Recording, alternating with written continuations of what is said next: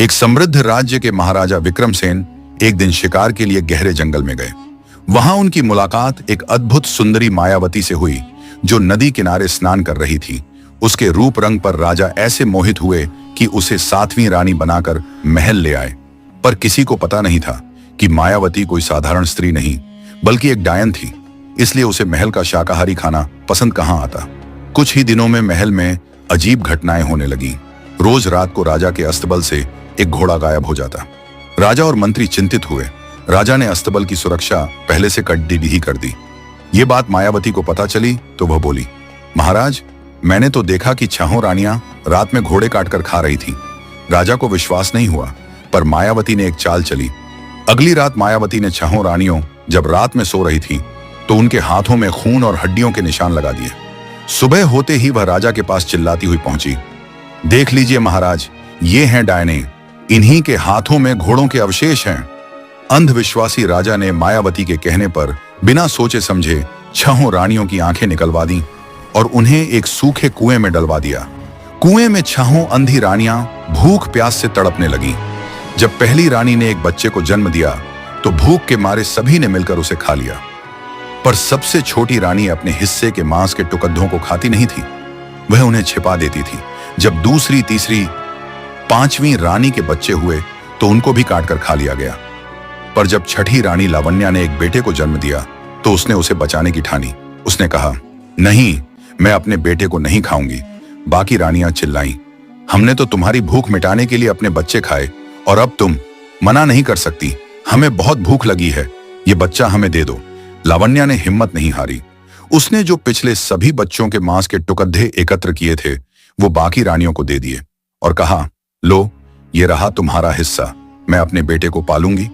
लावण्या ने अपने बेटे का नाम तेजस रखा। वह उसे कुएं में उगने वाली जड़ी बूटियों और ओस की बूंदों से पालने लगी। जब तेजस कुछ बड़ा हुआ तो एक दिन वह घुटनों के बल चलकर कुएं से बाहर निकल आया। अब तेजस रोज भीख मांग कर लाता और अपनी मां और बाकी रानियों को खिलाता। इसी तरह कई साल बीत गए और अब तेजस सुंदर किशोर हो चुका था। एक दिन तेजस भोजन मांगते मांगते उसी राजा के महल के पास पहुंच गया। मायावती की नजर उस पर पड़ी तो उसने तुरंत पहचान लिया कि यह लावण्या का बेटा है।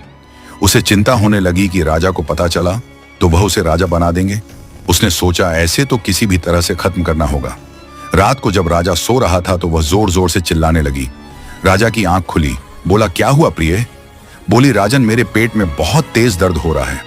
राजा ने कई हकीम बुलाए पर मायावती का दर्द न कम हुआ। उसने कहा, महाराज, मेरी बीमारी की एक ही दवा है, मेरी माँ के गांव की एक जड़ी बूटी। आप उसी सुंदर लड्ढके को मेरी दवा लाने के लिए भेज दीजिए। राजा मान गए। मायावती ने तेजस को एक खत दिया जिसमें लिखा था, माँ, इस लड़के को मार डालना।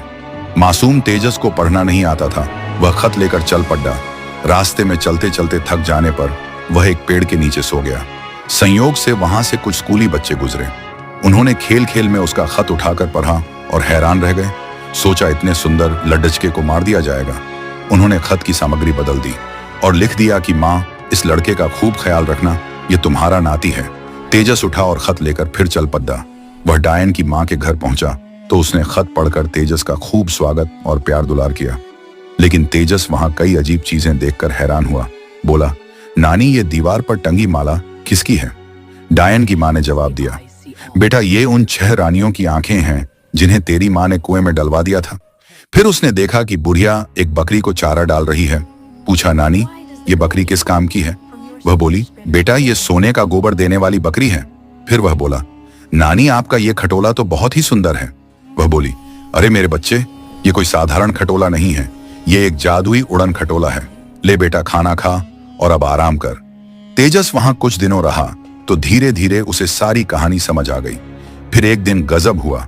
डायन की माँ नदी से पानी भरने बाहर चली गई तो पीछे से तेजस ने उड़ने वाले खटोले में आंखों की माला रखी, साथ में सोने की बकरी को भी बैठा लिया और खुद बैठकर बोला, उड़ डच मेरे खटोले और ले चल मुझे माया नगरी।